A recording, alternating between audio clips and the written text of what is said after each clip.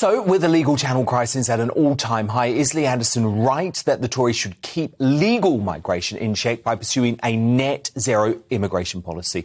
Dan at GBNews.uk, vote in our poll at GBNews. But duking it out now, I'm joined by the Conservative political commentator Benjamin Loughnane and the broadcaster and actress Jeni Barnett. Benjamin, he's got a point, doesn't he? Because it's not saying that no one can enter the country. I mean, about 500,000 folk left last year, and he's just saying, let's replace those people. Yeah, he's absolutely correct in terms of numbers. We do need to bring the numbers down. But the problem with the idea of one in, one out is, you know, it's quality, not quantity. We need to make sure that we have the right people in and the wrong people out. If you send away loads of doctors we've trained in our NHS, people we've put through our schools with taxpayer money, people we've put through our universities, and then they're leaving for better paid jobs abroad and we're replacing them with fruit pickers, for example, that is not a positive policy. So, yes, one in, one out, but we need to ensure that it's quality as well as quantity. Yeah, so still using the points-based system, but using it properly. Jeni Barnett, why is that wrong? Surely it makes sense. Well, I think we have to look at I'm going to have to read some of my notes because asylum applications are half what they were 20 years ago. They're half. Fewer people are now being processed and more people are hanging around. So we know that there's something wrong. We know that something's going on.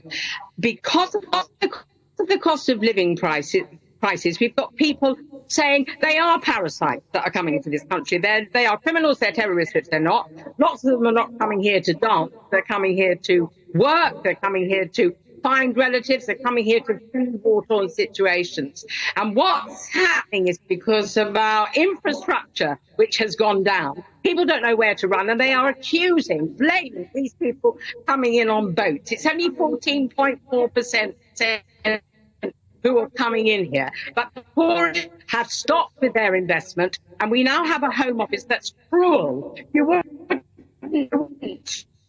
OK, sorry, we're just losing you there, Jeni, but we've got the crux of it. Benjamin, how do you respond to that? Well, I think, you know, it's one thing to talk about it being a small amount, but it's about the principle. It's not just about the number of people coming across illegally. When we're talking about a number of Albanians coming, there's no war in Albania. It shouldn't be about, oh, well, it's only a few. It should be absolutely zero. These people are not legitimate asylum seekers. They're not refugees. These are people who are gaming the system. They're using a loophole. They're using a gap in our border security in order to exploit this country. And it's not just... You know, it's not them who are doing the worst part. It's our government by allowing it to happen. They're letting down the British public, and they will be punished at the polls at the next election. If they continue to allow this to happen, the people will simply not stand for it. No, and the thing is, Jeni, you concede that our public services are not coping. So why do we actually want to increase our numbers at all?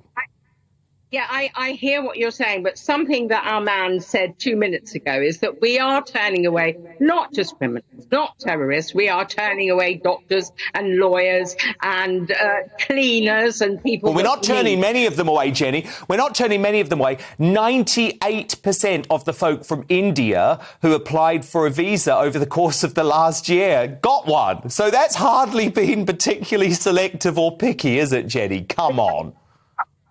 We're talking about a particular group of people who are talking about dinghies.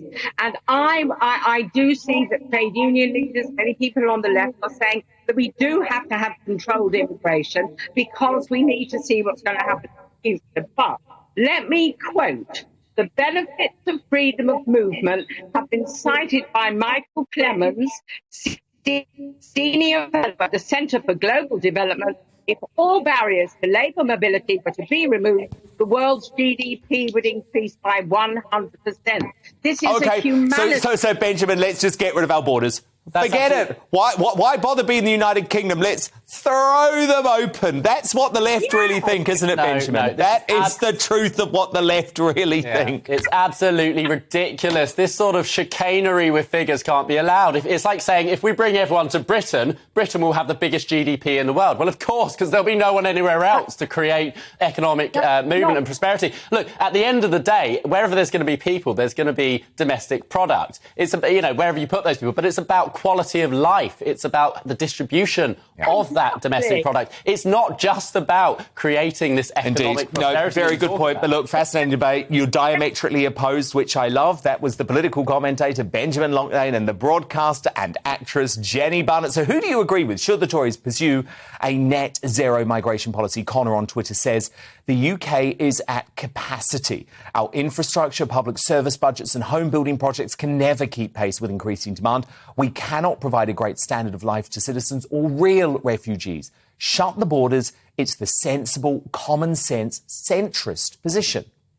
From Ian, Conservatives are the party of mass migration, as proven by the massive increase over the last 12 years.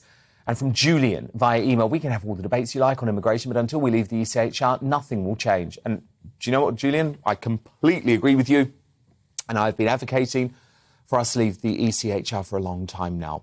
And your verdict is now in. Interesting this, 69% of you agree with Lee Anderson that we need a net zero migration policy. 31% of you opposed.